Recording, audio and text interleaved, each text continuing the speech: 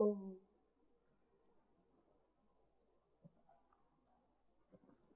आइए एक श्लोक से प्रारंभ करते हैं।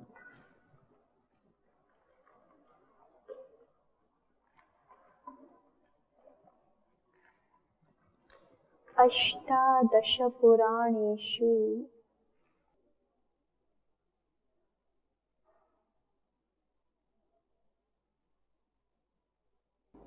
अष्टादश पुराणेषु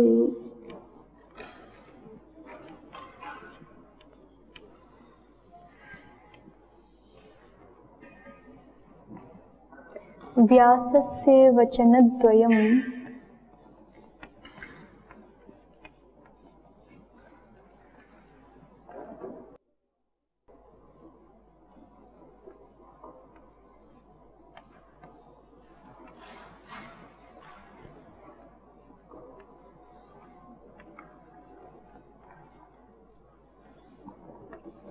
परोपकारः पुण्याय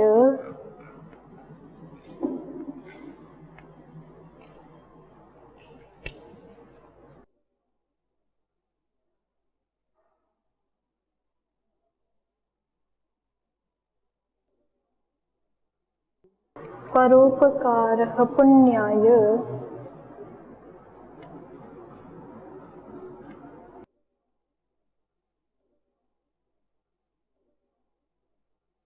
पापाय परपीडनम्।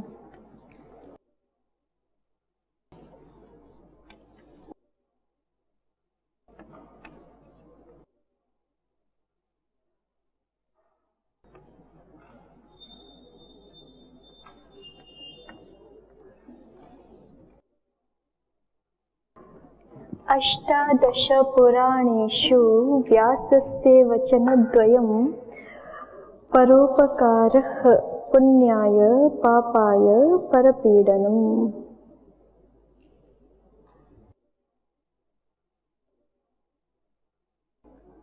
अभूत अर्थ देखते हैं इसका। अष्टादश पुराणेषु विभक्ति वचन क्या होंगे? सप्तम्याः बहुवचनम।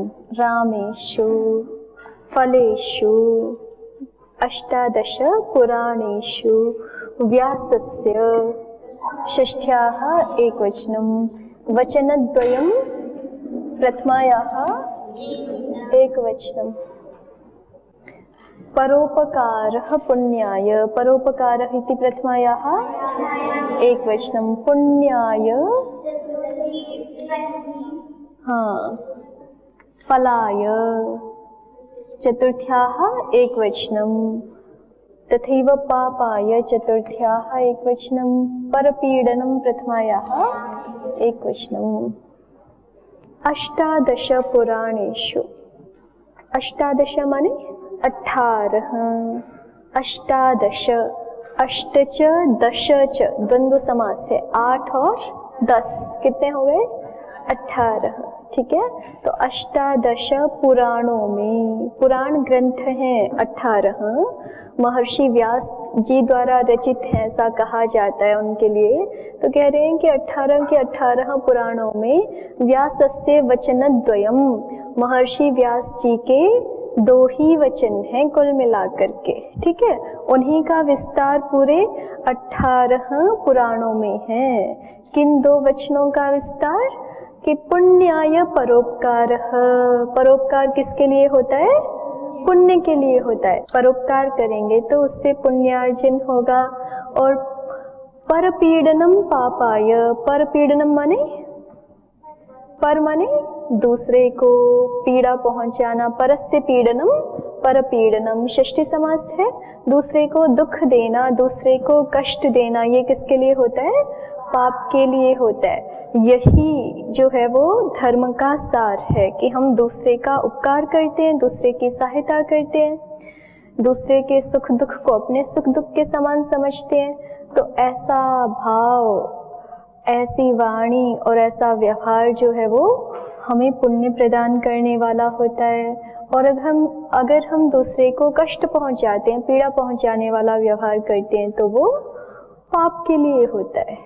ठीक है, यही धर्म का सार है। इसलिए हमें दूसरों की सहायता करनी चाहिए, सहायता करने का स्वभाव बनाना चाहिए। हम मन से भी सबके लिए अच्छा सोचें, वाणी से भी अच्छा बोलें और शरीर से भी अच्छा करें।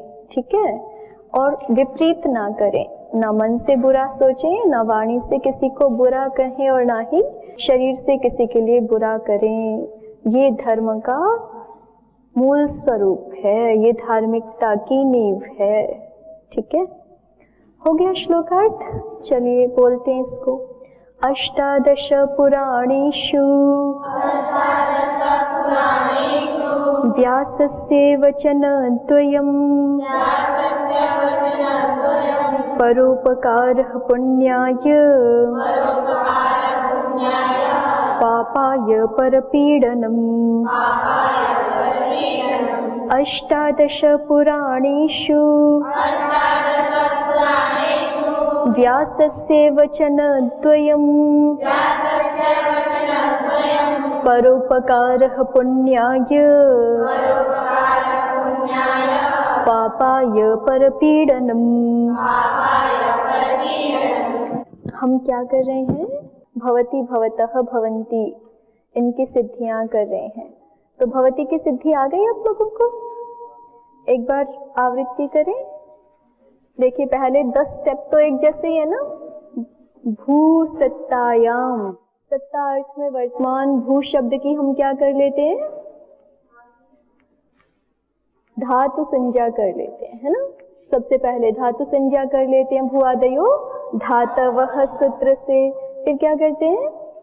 धातुओं के अधिकार में वर्तमाने लट सूत्र से लट प्रत्यय ले आते हैं। ठीक है, लट की संज्ञा करने के बाद क्या बचता है हमारे पास? ल बचता है केवल। और ये ल कौन से अर्थ में आया है? लह कर्मणि च भावे। आप लोगों को बताना है तीसरा स्टेप कौन सा था? लकारार्थ। कौन से सूत्र से बताते हैं? लह कर्मणि च भावे च कर्मकेभ्यः। तो ये भू धातु हमारी कैसी धातु है? सकर्मक की अकर्मक? अकर्मक धातु। इससे उत्तर लकार किन अर्थों में आ सकता है? कर्ता और भाव। तो अभी हम कौन से अर्थ में लेके आए? कर्ता अर्थ में लेके आए। फिर फोर्थ स्टेप कौन सा होता है? बिना देखे बताना है। नहीं, एक स्टेप छूट गया ना। लस्य के अधिकार में टिप्तस जी 18 प्रत्यय प्राप्त हो गए। कितने प्रत्यय? 18 प्रत्यय। फिर उन 18 की हम क्या संज्ञा कर लेते हैं? परस्मैपद पद संज्ञा, आत्मनेपद संज्ञा कर लेते हैं। फिर छठा स्टेप क्या होता है? आत्मनेपद परस्मैपद का नियम कर लेते हैं। यहाँ कौन सा सूत्र लगेगा आत्मनेपद परस्मैपद नियम के लिए? शेषाद कर्तरी परस्मैपदम। उसने क्या बोला? शेष धातुओं से उत्तर कर्ता अर्थ में केवल परस्मैपद होता है, आत्मनेपद नहीं होता है। तो परस्मैपद नाम है जिनका, वो प्रत्यय ही प्राप्त हो गए। वो कौन है? तिप्तस्थि, सिप्तस्थ, मिभस्मस्। इतने 9 ही प्राप्त हो गए। ठीक है, फिर उन 9 की भी हमें दी पुरुष संज्ञा। कौन से सूत्र करेंगे? तिंगस्त्रीणि त्रीणि प्रथम मध्यमोत्तमाः से पुरुष संज्ञा कर दी। और पुरुष नियम कौन से सूत्र से करेंगे? शेषे प्रथमः। फिर शेषे प्रथमः से पुरुष नियम कर दिया। तो शेषे प्रथमः सूत्र ने क्या बोला है? प्रथम पुरुष ही होता है। शेष उपपद होने पर प्रथम पुरुष ही होता है। तो प्रथम पुरुष नाम किनका है? तिप्तस्थि का है। तो वो प्राप्त हो गए। फिर हमने क्या किया? वचन संज्ञा कर दी। तिप्तस्थि की एक वचन, द्विवचन, बहुवचन संज्ञा कर दी। और फिर वचन नियम कौन से सूत्र से कर लिया? द्वेकयोर द्विवचनैक वचने। एकत्व अर्थ में एक वचन संज्ञक प्रत्यय ही होता है। एक वचन संज्ञा किसकी है? टिप की। तिप्तस्थि में से एक वचन संज्ञा किसकी है? टिप की। तो क्या हो जाएगा? टिप। अब इस टिप का नाम क्या रख लेते हैं हम? अब देखो आगे शप लेके आना है ना। और शप बोलता है कि कर्तृवाची सार्वधातुक के परे रहते धातु से शप होता है, तो ये तो धातु नाम इसका पहले रख चुके हैं, ये कर्ता अर्थ में है, ये भी हमें पता है, लेकिन इसका सार्वधातुक नाम है कि नहीं ये नहीं पता ना, तो पहले इसकी सार्वधातुक संज्ञा करनी पड़ेगी। वो कौन से सूत्र से करेंगे? तिंशित सार्वधातुकम, एक ही सूत्र है पूरी अष्टाध्यायी में, है ना। तो तिंशित सार्वधातुकम से सार्वधातुक नाम रख लेने के बाद क्या हो जाएगा? कर्तरी शप। वो क्या बोलता है? धातु से उत्तर शप प्रत्यय होता है कर्तृवाची सार्वधातुक के परे रहते, तो शप आ जाएगा। ठीक है, भू शप टिप, ठीक हो गया। तो अभी शप का क्या बचा? अ, इत संज्ञा करने पे अ, और टिप की इत संज्ञा करने पर टी, इतना हो गया। ठीक है, अब हमने क्या किया, देखो भवती बनाना है ना हमें, भवती, इस ऊ को पहले क्या करना है? ओ, और फिर उस ओ को क्या करना है? औ। दो कार्य शेष है ना, ऊ को ओ करेंगे, ओ को क्या करेंगे? अव कर लेंगे, तो क्या बन जाएगा? भवती। तो ऊ को ओ करने के लिए कौन सा सूत्र बताएगा हमें कि ऊ को ओ कौन से सूत्र होता है? सार्वधातुक अर्धधातुकयोः सूत्र से ऊ को ओ होगा यहाँ पर। और जो सार्वधातुक अर्धधातुकयोः सूत्र है वो किस अधिकार में है? अंगस्य के अधिकार में। तो पहले क्या कर लेंगे यहाँ पे? अंग संज्ञा। अंग संज्ञा कौन से सूत्र से होती है भगवती जी?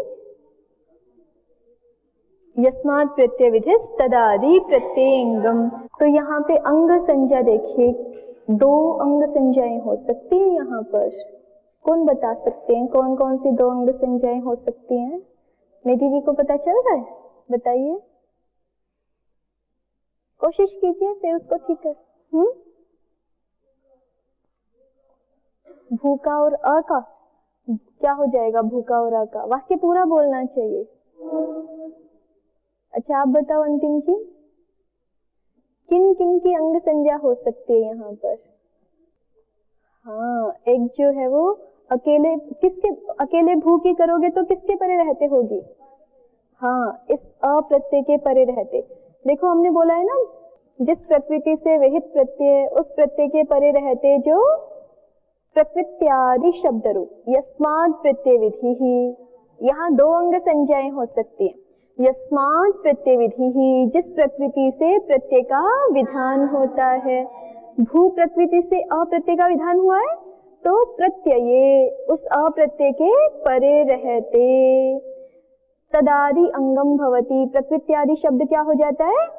अंग संज्ञक हो जाता है। तो भू प्रकृति से अप्रत्यय का विधान हुआ है, इस अप्रत्यय के परे रहते ये भू क्या हो जाएगा? भू को ये किसी की आदि में नहीं है, शून्य की आदि में मान लेंगे, तो इसी की क्या हो जाएगी? अंग संज्ञा। शब्द के परे रहते भू की अंग संज्ञा होगी। ये बात बार बार आनी है, इसलिए इसको एक ही बार समझ ले, है ना। शब्द के परे रहते भू की अंग संज्ञा हो जाएगी। ठीक है, और दोबारा देखिए, यस्मात् प्रत्यय विधि ही, क्या अर्थ है? जिस प्रकृति से प्रत्यय का विधान होता है। तो भू प्रकृति से ही तो तिप प्रत्यय भी लेके आए ना हम, भू से ही तो तिप किया था ना, भू ल था, फिर भू से ल के स्थान में तिप आ गया, तो भू प्रकृति से तिप प्रत्यय का विधान किया है। उस तिप प्रत्यय के परे रहते, प्रत्यय माने उस तिप प्रत्यय के परे रहते प्रकृत्यादि शब्द। तो प्रकृत्यादि शब्द ये पूरा हो जाएगा तिप के परे रहते, ठीक है ना। तो शब्द के परे रहते भू की अंग संज्ञा हो गई, और तिप के परे रहते किसकी अंग संज्ञा हो गई? इस पूरे भू अ की अंग संज्ञा हो गई। ठीक है, फिर तिप के परे रहते भू अ की अंग संज्ञा है, तो उसको को अंग संज्ञा की क्यों नहीं हमने वहां पर? फिर क्योंकि कोई कार्य ही नहीं है। टिप के परे रहते जो है भू अ की अंग संज्ञा तो प्राप्त है, लेकिन इस समुदाय को अंग संज्ञा वाला कोई कार्य तो प्राप्त है ही नहीं। तो बिना कार्य के हम संज्ञा नहीं करते हैं, जब कार्य होता है तो ही संज्ञा करते हैं। तो इसलिए वहां पे टिप के परे रहते जो संज्ञा प्राप्त हो रही है उसको नहीं दिखाएंगे। कौन सी संज्ञा को दिखाएंगे? शब्द के परे रहते जो किसकी अंग संज्ञा प्राप्त हो रही है? भू की। ठीक है, शब्द के परे रहते जो भू की अंग संज्ञा है उसको हमने दिखाया। इतनी बात समझ में आ गई? ठीक है, बैठो। तो ये अंग संज्ञा हो गई, और अंग संज्ञा किस लिए की है हमने? हाँ, अंगस्य के अधिकार में कार्य करने के लिए वो कार्य कौन सा करना है? सार्वधातु कार्ध धातु कयोः। अंग के अधिकार में कार्य क्या करना है? सार्वधातु कार्ध धातु कयोः। वो क्या बोलता है?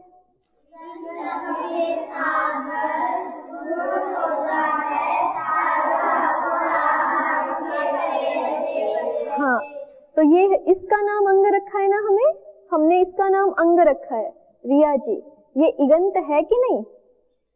इगंत है। ये अंग है ना, इसकी अंग संज्ञा की कौन से प्रत्यय के परे रहते? शप के परे रहते इसकी अंग संज्ञा की। तो अब हमें ये देखना है कि ये इगंत होना चाहिए, ये इगंत अंग होगा तभी, और जो प्रत्यय परे है वो सार्वधातुक या अर्धातुक में से कोई होगा तभी गुण हो सकता है ना। तो ये इगंत है कि नहीं? इगंत माने क्या है? जोर से बोलो। इकार अंत में है जिसके। अच्छा, अंशिका जी बताएंगे इगंत क्या है?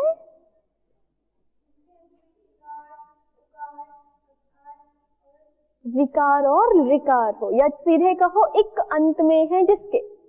इकारांत तो उसी को कहेंगे ना जिसके अंत में कौन हो? इक, ई हो केवल। जैसे हरि शब्द है उसको हम क्या कहेंगे?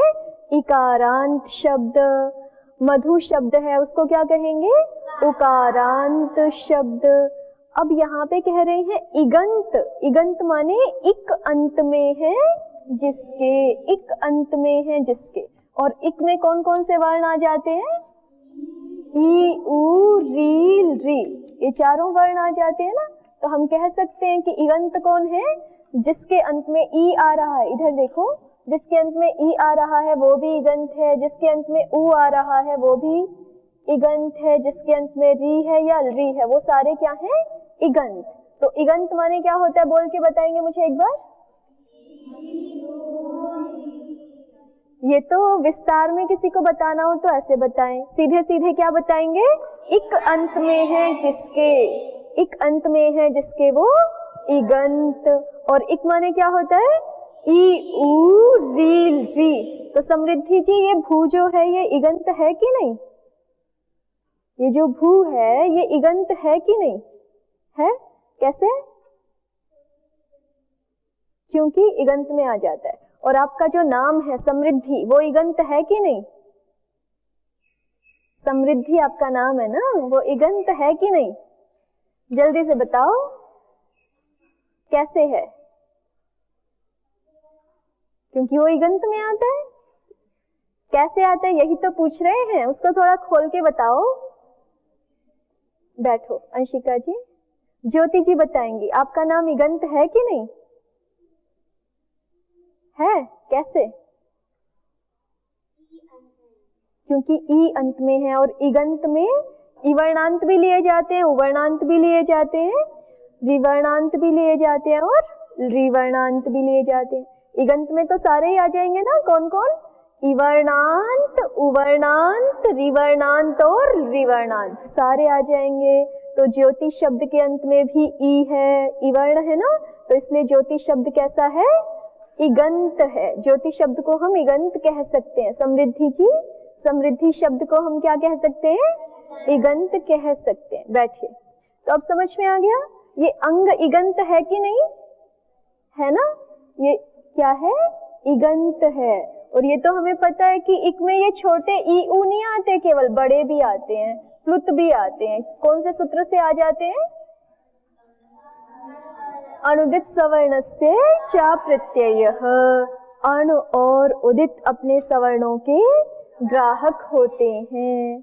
फिर से दोहराइए, क्या अर्थ है अनुदित सवर्णस्य का?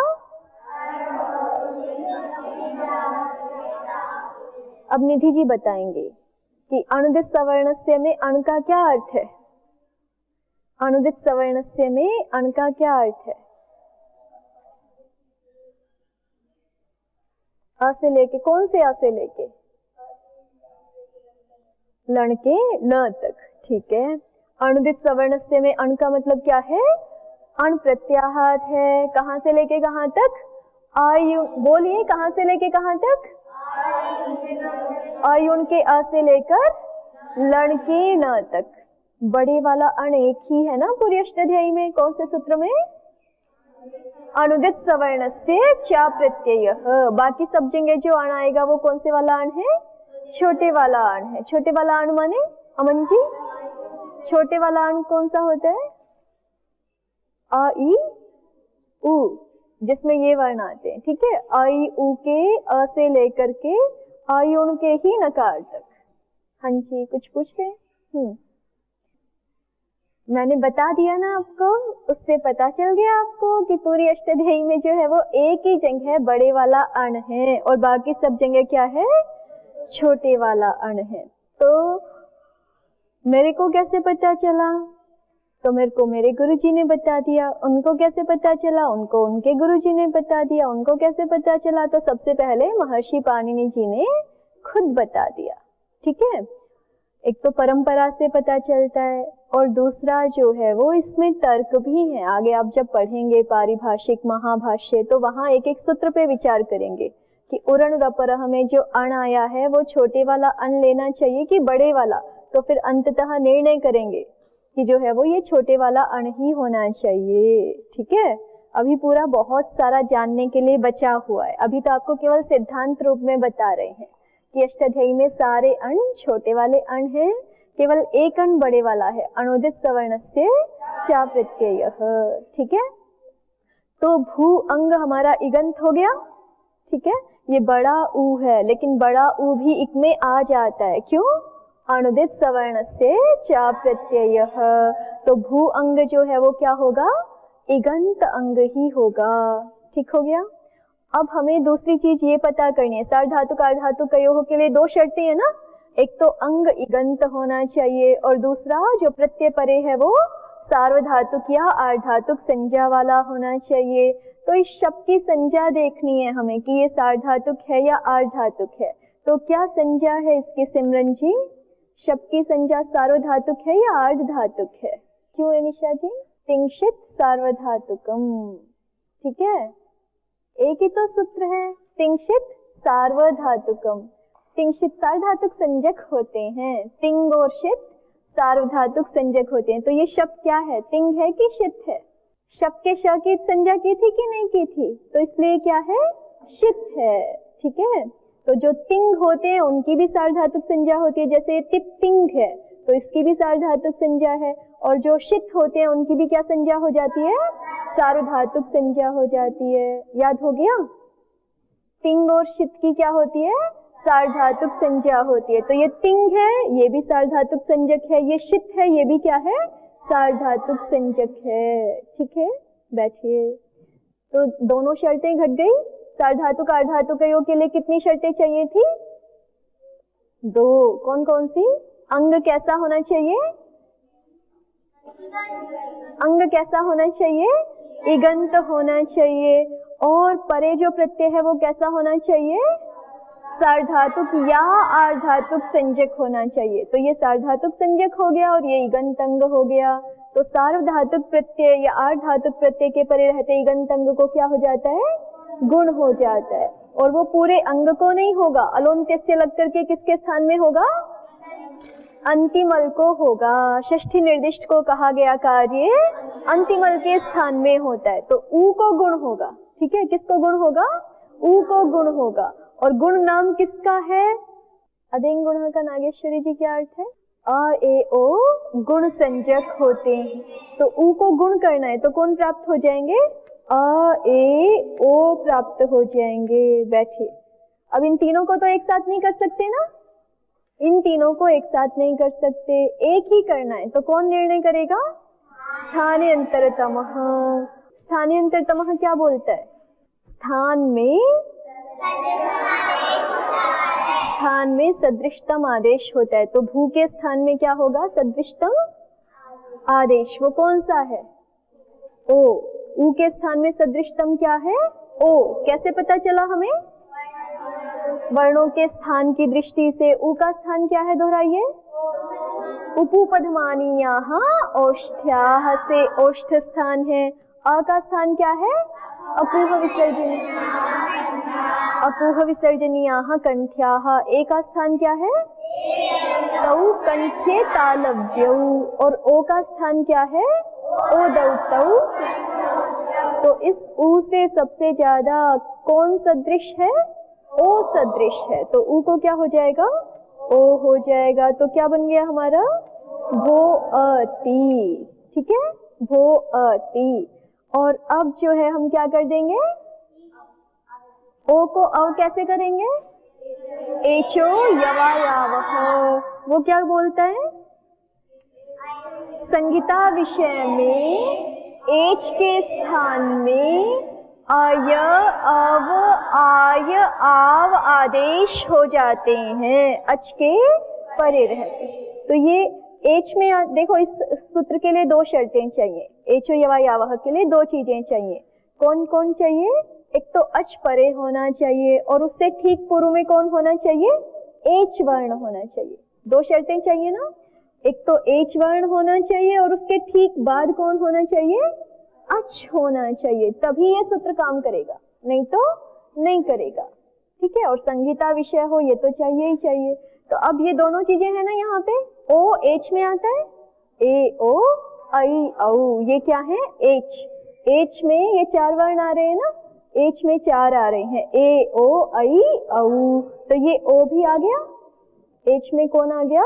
ओ भी आ गया, और अच में अ भी आ जाता है। ठीक है, तो इस ओ को क्या हो जाएगा? अब अव हो जाएगा। तो क्या हो गया हमारा? भवती। ये रूप क्या बन गया? भवती। और अगर हमें द्विवचन में बनाना हो तो तब टिप नहीं आता है ना, टिप के स्थान पे क्या आ जाता है? तस। बाकी सब कार्य वैसे के वैसे हैं, टिप को अगर केवल तस कर देंगे तो क्या बन जाएगा हमारा? भवतः।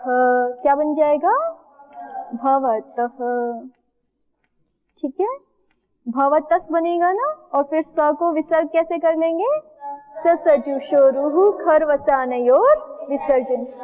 और अगर भवंती बनाना हो तो वचन नियम में अंतर हो जाएगा, बहुषु बहुवचनम लग जाएगा, और यहाँ पे ल के स्थान पे क्या आया करेगा? झी आया करेगा। ठीक है, बाकी सब कार्य वैसे के वैसे हैं। ठीक है ना, बाकी सब कार्य वैसे के वैसे हैं। और झी में हमने पहले देखा था, झी के स्थान पे क्या हो जाता है?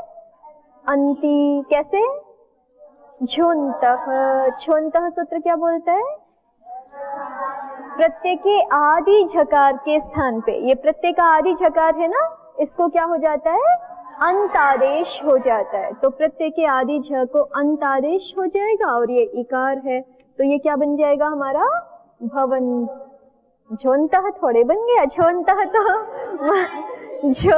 तो महर्षि पाणिनि जी ने बनाया हुआ है ऑलरेडी, है ना, तो ये क्या बन जाएगा? भवंती।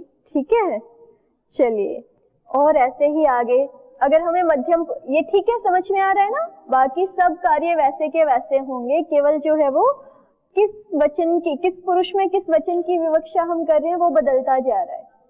ठीक है, अब आगे हमें रूप बनाने, भवसी भवथः भवथ। क्या रूप बनाने हैं? भवसी भवथः, हाँ, भवसी भवथः भवथ। तो पुरुष नियम के समय वाला सूत्र बदल जाएगा, है ना? पुरुष नियम कौन से सूत्र से होगा जब हमें भवसी भवथः भवथ बनाना है? तो युष्मद्युपपदे समानाधिकरणे स्थानिन्यपि मध्यमः। फिर से बोलिए, कौन से सूत्र से होगा?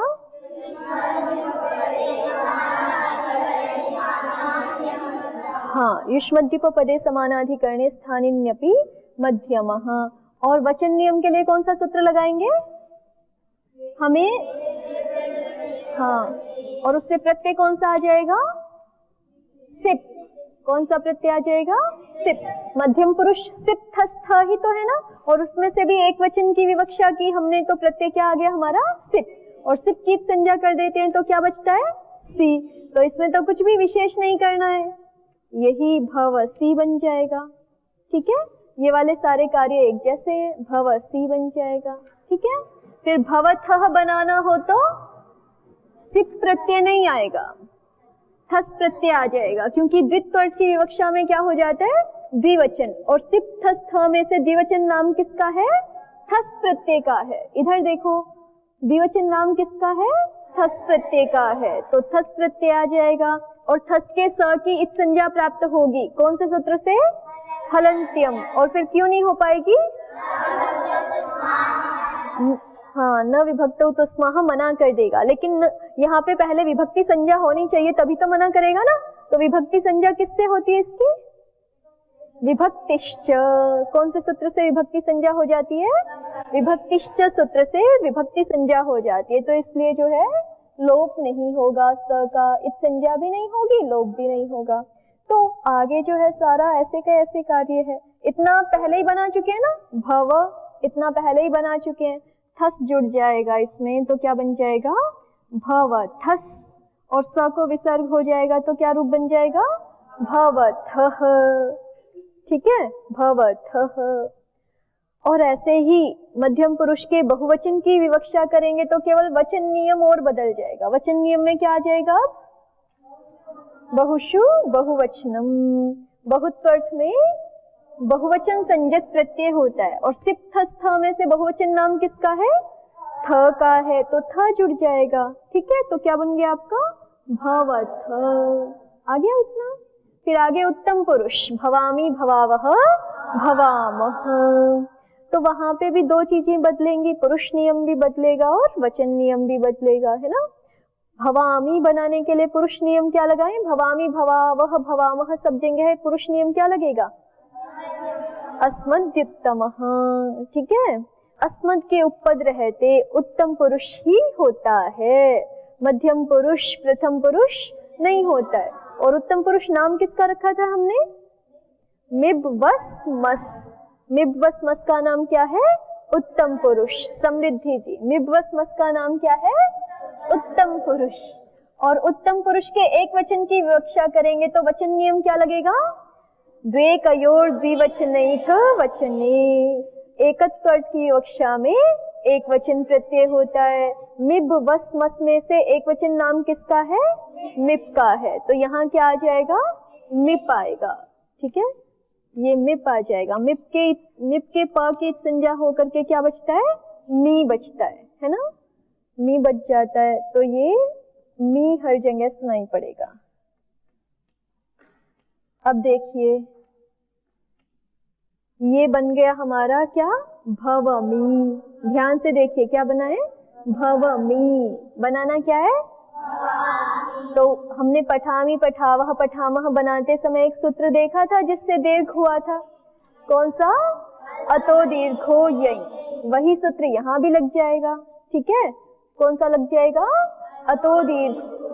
अब फिर वो अंग संज्ञा के अधिकार में है। अतो दीर्घो यई किस अधिकार में है? अंग संज्ञा के अधिकार में। तो पहले हमें अंग संज्ञा करनी पड़ेगी और यहाँ जो अंग संज्ञा करनी है वो मिप प्रत्यय के परे रहते किसकी करनी है? पूर्व वाले प्रकृति शब्द, प्रकृति आदि शब्द की करनी। देखो ध्यान दो, हमने पहले शब्द के परे रहते भू की अंग संज्ञा की थी। ठीक है, और भू को गुण कर दिया था। ठीक हो गया। अभी हमें दीर्घ करना है अकारांत अंग को। अतो दीर्घो यही क्या बोलता है? अकारांत अंग को दीर्घ होता है ययादि सार्वधातुक प्रत्यय के पर। हाँ, तो ये मिप जो है ये ययादि सार्वधातुक है। मिप क्या है? ययादि सार्वधातुक है। इसके परे रहते ये पूरा अंग संज्ञक होगा और इसका नाम क्या होगा? अकारांत अंग कह सकते हैं ना इसको। अकार इसके अंत में है। फिर से देखिए, यस्मात् प्रत्यय विधि, भू धातु से हमने जो है वो भू धातु से हमने मिप प्रत्यय का विधान किया था। उस मिप प्रत्यय के परे रहते क्या हो जाता है? तदादि अंग संज्ञक हो जाता है। तो तदादि भू अ को भी बोल सकते हैं ना हम। और ये भू अ ही तो है जो इस रूप में दिखाई पड़ रहा है हमें। थोड़ा थोड़ा सा चेंज हुआ है। ऊ को ओ हो गया, ओ को औ हो गया। भू अ का ही तो ये वाला रूप दिखाई पड़ रहा है ना। तो इसकी क्या हो जाएगी?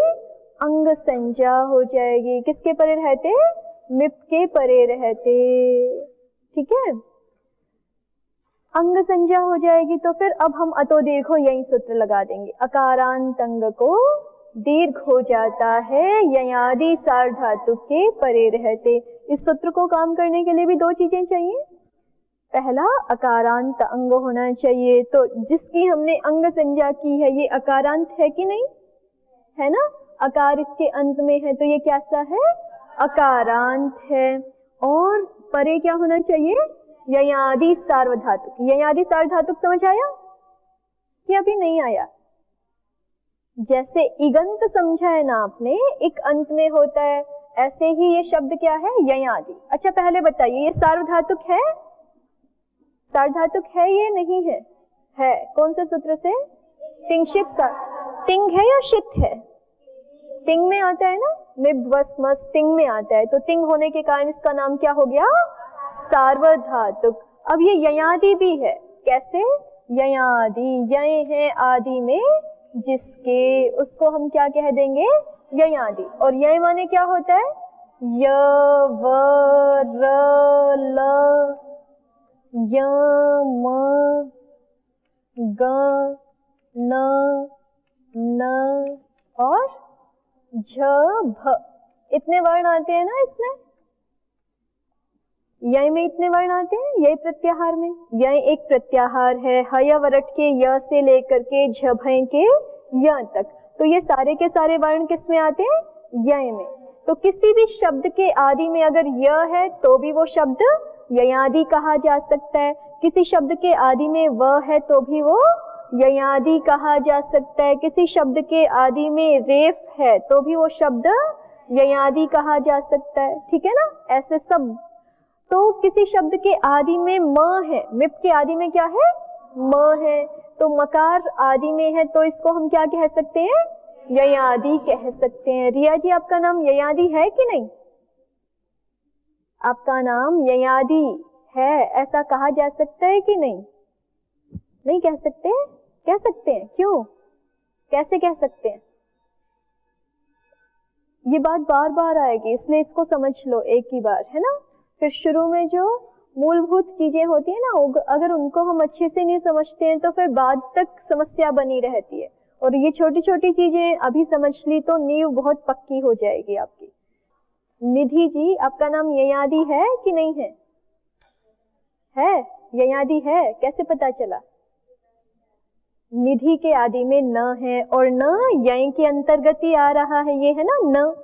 तो जिसके आदि में न है उस नाम को भी हम क्या कह सकते हैं, ययादि। नकार आदि तो कह ही सकते हैं, निधि नाम क्या है, नकार आदि है, लेकिन वो न इसके अंतर्गत भी तो आ रहा है ना, इसलिए इनका नाम कैसा कहा जा सकता है, ययादि। ऐसे ही रिया जी आपका नाम रेफ से शुरू हो रहा है ना, और ये रेफ यय में आ रहा है, तो आपका नाम कैसा है, ययादि। समृद्धि जी का नाम स से शुरू हो रहा है, वो स इसमें नहीं है, तो आपका नाम ययादि नहीं है। बात समझ में आ गई?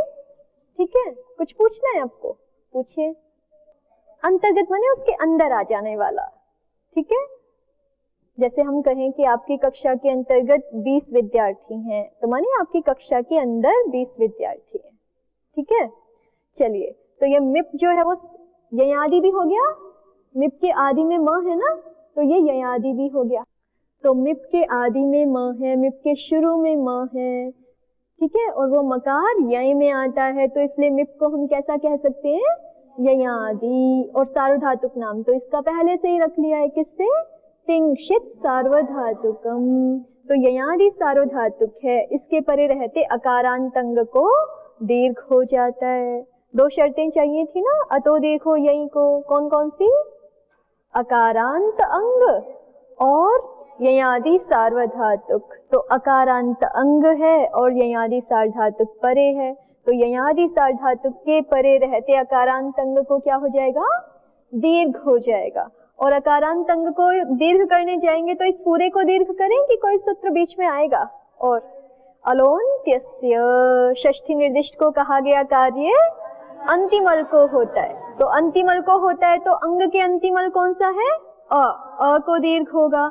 और दीर्घ कहने से 8 प्राप्त होते हैं ना, दीर्घ कहते ही 8 प्राप्त होते हैं, लेकिन स्थानीय अंतरतम से अ को क्या हो जाएगा, आ हो जाएगा। तो ये क्या बन जाएगा हमारा, भवामी। क्या रूप बन जाएगा, ठीक है, बन गया। ऐसे ही अगर हमें उत्तम पुरुष का द्विवचन विवक्षित करना हो तो फिर प्रत्यय कौन सा आ जाता है, द्वित्व अर्थ में द्विवचन प्रत्यय होता है। मिब वस मस में से द्विवचन नाम किसका रखा हमने, वस का रखा है, तो ल के स्थान में क्या आ जाएगा, वस। और वस के स की संज्ञा क्यों नहीं होगी, न विभक्तौ तुस्माहा, ठीक है, न विभक्तौ तुस्माहा। तो बाकी सब कार्य वैसा का वैसा ही होगा, पहले जैसे ही। अब देखिए जो वस्त है ये भी सार्वधातुक है, क्योंकि तिंग है ना, इसलिए क्या है, सार्वधातुक है। और वह यय में भी आता है, ठीक है, तो इसलिए ये क्या है, ययादि सार्वधातुक है। कैसा है ये, ययादि सार्वधातुक। तो ययादि सार्वधातुक के परे रहते अकारांत अंग को फिर से क्या हो जाएगा, दीर्घ हो जाएगा। तो क्या रूप बन जाएगा, भवावह। क्या रूप बन जाएगा, भवावह। और ऐसे ही जब हम बहुवचन की विवक्षा करेंगे, उत्तम पुरुष के बहुवचन की, तो उत्तम पुरुष का बहुवचन प्रत्यय क्या होता है, मस, मिबवस मस। तो मस आएगा, मस के स की संज्ञा नहीं होगी, पूर्ववत मना हो जाएगी। कौन से सूत्र से, न विभक्तौ तुस्माह, ठीक है। और मस प्रत्यय को भी हम क्या कह सकते हैं, ययादि सार्वधातुक। तो ययादि सार्वधातुक प्रत्यय के परे रहते अकारांत अंग को क्या हो जाएगा, दीर्घ। अलोन्त्यस्य से अ को दीर्घ होगा, और स्थाने अंतरतमः से अ को आ ही दीर्घ होगा, ई उ आदि नहीं होंगे। तो क्या बन जाएगा, भवामह। हो गया, ये समझ आया। लेकिन आप लोगों ने अभी लिखा नहीं है ना, ठीक है, तो आपको लिख करके लाना है। भवति भवतः, भवन्ति भवसि भवतः, भवामि। अब इसमें कुछ और पूछना है तो पूछ सकते हैं आप लोग। अब आपको थोड़ा सा और सिखा देते हैं। ये देखिए, थोड़ा सा आवृत्ति करते हैं हम। धातु पाठ में धातुएं पढ़ी हुई हैं, है ना, सारी की सारी धातुएं कहाँ पढ़ी हुई हैं, धातु पाठ में पढ़ी हुई हैं। और वो धातुएं लगभग कितनी हैं, 2000 के लगभग धातुएं। वो धातुएं कितने गणों में बटी हुई हैं, 11 गणों में। एक बार श्लोक बोलिए,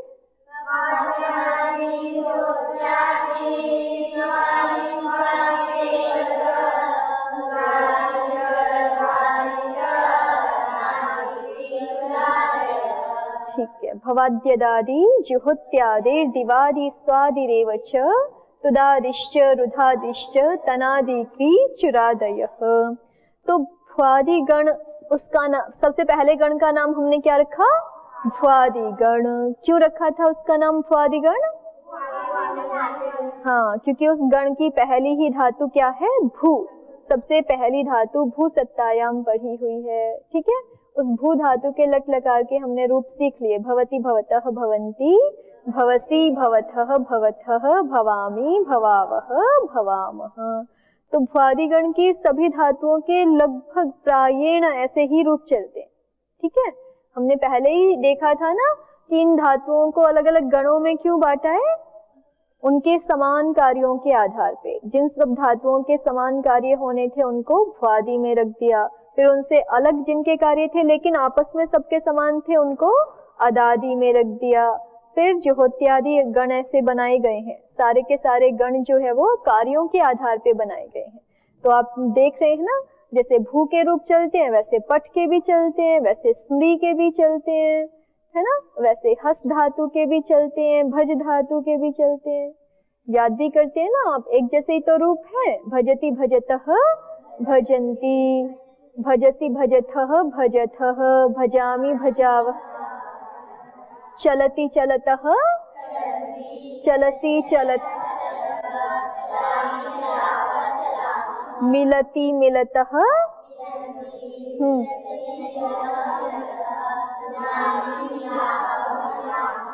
लगति लगसि लगतः लगत। तो आपने ऐसे हजारों धातुओं के रूप सीख लिए और हजारों सिद्धियां सीख ली। अगर आपने भवति भवतः भवन्ति सीख लिया है तो आपने हजारों ऐसी ही सिद्धियां सीख ली, ठीक है। एक नहीं सीखी है ये, इसके जैसे सारे ऐसे ही होंगे, ठीक है। अब दूसरा गण कौन सा है हमारा, अदादि। कौन सा गण है, अदादि। उसकी सिद्धियां देखते हैं, लट लकार की। अभी आपने रूप तो याद नहीं किए होंगे, है ना, पर सरल है, देख सकते हैं हम। पहले तो उसके रूप लिख लीजिए।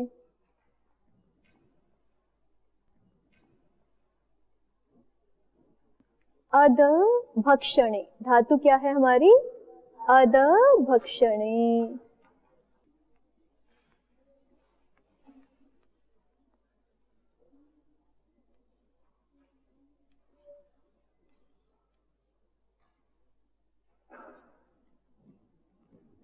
इसके लट लकार में रूप चलते हैं। कैसे? अति,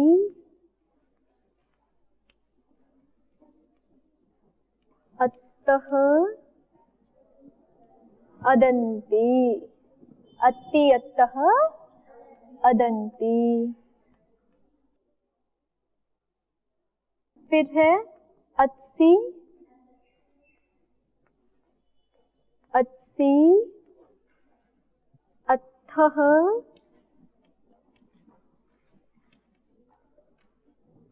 अत्थ। आप लोगों ने याद किए? नहीं किए अभी? अद्मि, अद्वः, अद्मः, अद्मि, अद्वः,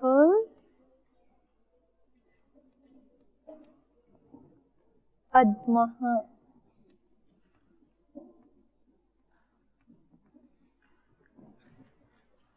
पहले बोलिए मेरे साथ एक बार। अत्ति, अत्तः, अदन्ति। अत्सि, अत्थः, अत्थ। अद्मि, अद्वः, अद्मः। अत्ति, अत्तः, अदन्ति। अत्सि, अत्थः, अत्थ। अद्मि, अद्वः, अद्मः। अत्ति, अत्तः, अदन्ति। अत्सि, अत्थः, अत्थ।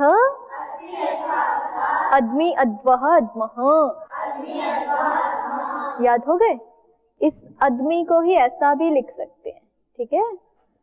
ये आपको पुस्तकों में ऐसा भी लिखा हुआ मिल सकता है, तो आपको पढ़ना आना चाहिए। पहले दकार का उच्चारण है, बताया था ना आपको, जो ऊपर होता है वो आधा होता है, माने उसमें स्वर नहीं होता है, तो इसमें स्वर नहीं है ना, द स्वर रहित है। और जो नीचे वाला होता है उसमें स्वर होता है, उसमें कौन सा स्वर मिला हुआ है? ये ऊपर वाली इकार मात्रा, तो इसलिए उच्चारण कैसा कर रहे हैं? अद्मि, ठीक है? चलिए, अद्मि, अद्वः, अद्मः।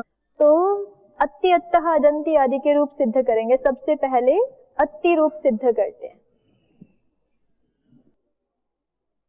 तो पहले 10 स्टेप तो एक जैसे ही होने हैं, है ना? पहले 10 स्टेप जो है वो एक जैसे होने हैं। सबसे पहले हम अद की क्या कर लें? अद शब्द की धातु संज्ञा कौन से सूत्र से करते हैं? भुआदयो धातवः। फिर इसमें हम उपदेश जनुनासिक इत से क्या कर लेंगे? इत संज्ञा कर लेंगे। सेकंड स्टेप क्या है हमारा? धातुओं के अधिकार में वर्तमाने लट से लट प्रत्यय आ जाएगा, ठीक है? लट की संज्ञा कर लेंगे, क्या बचेगा? ल बचेगा। फिर तृतीय स्टेप क्या है? लकारार्थ बताएंगे, ठीक है? लकारार्थ बताएंगे कौन से सूत्र से? लह कर्मणि चा भावे चा कर्म केभ्यः। अब ये धातु कैसी है? अद धातु किस अर्थ में? भक्षण करना, माने भोजन करना, भोजन करता है, खाता है। किसको खाता है? रोटी को खाता है, संतरे को खाता है, सेब को खाता है, मिठाई को खाता है। तो ये धातु कैसी है? सकर्मक धातु। सकर्मक धातु से उत्तर लकार किस अर्थ में आ सकता है? कर्म और कर्ता, दो अर्थों में आ सकता है। तो यहाँ लकार हम कर्ता अर्थ में ले आए, ठीक है? चौथा स्टेप क्या है फिर? जल्दी से बोलिए। लस्य, हाँ, लस्य के अधिकार में टिप तस्छि सूत्र से 18 प्रत्यय। फिर पांचवा स्टेप, उन 18 का क्या नाम रख देंगे? आत्मनेपद, परस्मैपद। लह परस्मैपदम तंगाना वात्मनेपदम। फिर आत्मनेपद परस्मैपद नियम कर देंगे छठे स्टेप में, कौन से सूत्र से? शेषात् कर्तरि परस्मैपदम। फिर क्या कर दें? परस्मैपद वाले जो 9 प्रत्यय प्राप्त हुए उनकी हम क्या कर लेंगे? पुरुष संज्ञा। कौन से सूत्र से? तिंगस्त्रीणि त्रीणि प्रथम मध्यमोत्तमाः, ठीक है? पुरुष संज्ञा कर दी। फिर पुरुष नियम कर लेंगे, शेषे प्रथमः। फिर जो 3 प्राप्त हुए तिप्तस्थि, उन तीनों की एक वचन द्विवचन बहुवचन संज्ञा कर देंगे। तान्येक वचन द्विवचन बहुवचन नान्येकशः, ठीक है? और फिर वचन नियम करेंगे, द्वेकयोर द्विवचनैक वचने। तो ल के स्थान में क्या आ जाएगा? टिप। टिप के प की भी इत संज्ञा हो जाएगी। और टिप की सार्वधातुक संज्ञा भी है, किससे? किंचित सार्वधातुकम कर्तरी शप, धातु से शप प्रत्यय होता है, कर्तृवाची सार्वधातु के परे रहते। ठीक है, इतना हो गया। शप का क्या बचता है? अ। अब एक सूत्र विशेष है बस। क्या सूत्र विशेष है? आप याद भी कर चुके होंगे शायद, कोई कोई द्वितीय अध्याय पूरा किया है किसी ने? अधिप्रभृतिभ्यः शपः निकालिए, द्वितीय अध्याय का अंतिम पृष्ठ निकालिए, 15 नंबर पृष्ठ, 72 नंबर सूत्र देखिए। 15 नंबर पृष्ठ पे 72 नंबर सूत्र प्रथम पंक्ति में अधिप्रभृतिभ्यः शपः। सूत्र क्या है हमारा? अधिप्रभृतिभ्यः, अधिप्रभृतिभ्यः शपः। ये तो सूत्र हो गया, और इसमें ऊपर से लुक की अनुवृत्ति आ रही है। देखिए 58 नंबर सूत्र है, ने क्षत्रियार्ष ये तो युनि लुगणियो हो। मिल गया सूत्र, उससे लुक की अनुवृत्ति आ रही है। किसकी अनुवृत्ति आ रही है? लुक। लुगणियो हो में से लुक की अनुवृत्ति आ रही है। ठीक है, वो ग जो दिखाई पड़ रहा है संधि में है, अलग करेंगे तो क्या है? वो क है। ठीक है, झलाम जशो अंत्य हो रखा है। अब ये जो अधिप्रभृतिभ्य है, ये है पंचमी का बहुवचन, शपः है षष्ठी का एक वचन, और लुक है प्रथमा का एक वचन। हाँ जी,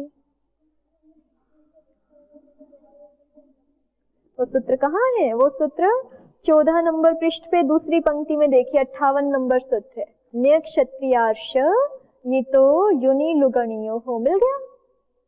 नहीं मिला? 58 नंबर सूत्र दूसरी पंक्ति में नीचे नीचे, वहां पे है ना लुग अणियो हो, तो वहां से लुक की अनुवृत्ति आ रही है। ठीक है, वहां ग है, यहाँ क हो गया, क को संधि में ग हो रखा था, झलाम जशो अंते, तो संधि तोड़ के लेके आएंगे तो क ही दिखाई पड़ेगा।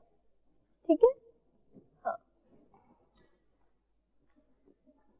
तो ये हमारा सूत्र है। अब इसका अर्थ आपको स्वयं करना है। अधिप्रभृतिभ्य, प्रभृति का मतलब होता है आदि, प्रभृति का मतलब क्या होता है? आदि। तो अधि आदि, अध धातु आदि में है जिनके, उन धातुओं से उत्तर, पंचमी है ना, अदादि गण पठित धातुओं से उत्तर। शपः लुक, शप के स्थान में क्या हो जाता है? लुक हो जाता है। शप के स्थान में क्या हो जाता है? और जैसे आपने देखा है ना, लोप नाम किसका है? अदर्शन का। वैसे ही आपने एक सूत्र याद किया है, प्रत्यय से लुक्ष लुलूपः। क्या सूत्र याद किया है? तो प्रत्यय से लुक्ष लुलूपः का अर्थ होता है प्रत्यय के अदर्शन का लुक्ष लु और लुप नाम है। ठीक है, प्रत्यय के अदर्शन का नाम क्या भी है? लुक, श्लू और लुप। तो अदादिगण की धातुओं से उत्तर शब्द का क्या हो जाता है? लुक हो जाता है। ये अदादिगण की धातु है कि नहीं? इससे उत्तर ये शब्द है, इसका क्या हो जाएगा? लुक। लुक माने अदर्शन, लुक माने क्या है? अदर्शन। प्रत्यय से लुक श्लू लुपः। हाँ जी, बोलो। अधिप्रभृतिभ्यः शपः का लिखो, अदादि, अदादि धातुओं से उत्तर, अदादि धातुओं से उत्तर शप का लुक हो जाता है। ठीक है, अदादि धातुओं से उत्तर शप का लुक हो जाता है, या शप के स्थान में लुक हो जाता है, कह लीजिए, एक ही बात है।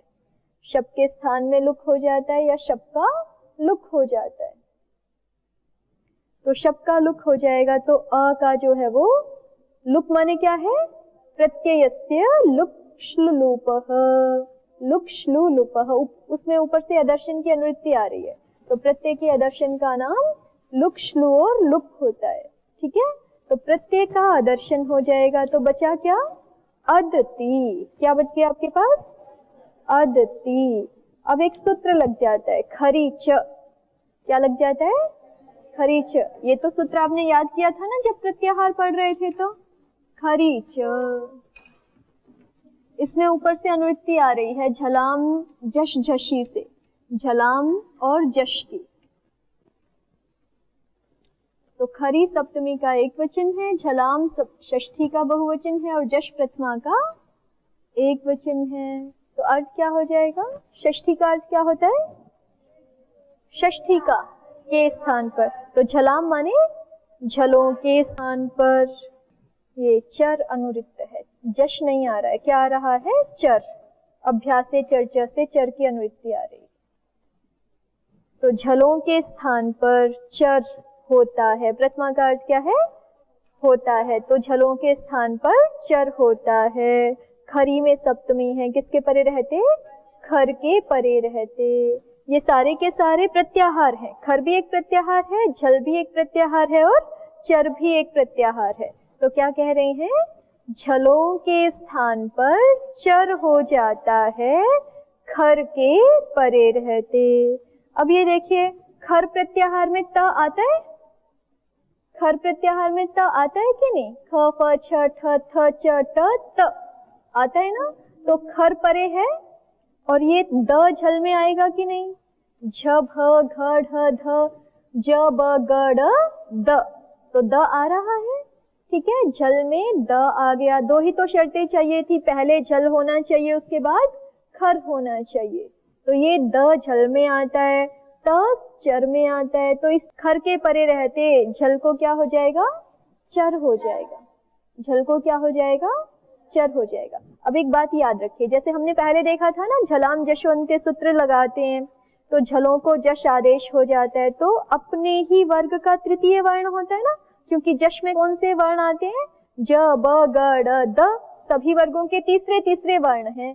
तो जब भी हम झलाम जशवंते सूत्र लगाएंगे, किसी झल को जश करने लगेंगे, तो उसको अपने ही वर्ग का क्या हो जाता है?